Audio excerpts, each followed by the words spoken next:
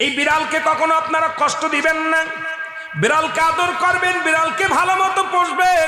বিড়াল যদি কোনো জাতির জন্য দোয়া করে, কোনো গৃহস্থর জন্য দোয়া করে, ওই সংসারের মধ্যে উন্নতি শুরু হয়ে যায়। ওই সংসারের মধ্যে আর এক নাম্বার হলো, যে ঘরে বিড়াল থাকে সেই ঘরে জিন আসতে পারে না, জিন বাস করতে পারে না।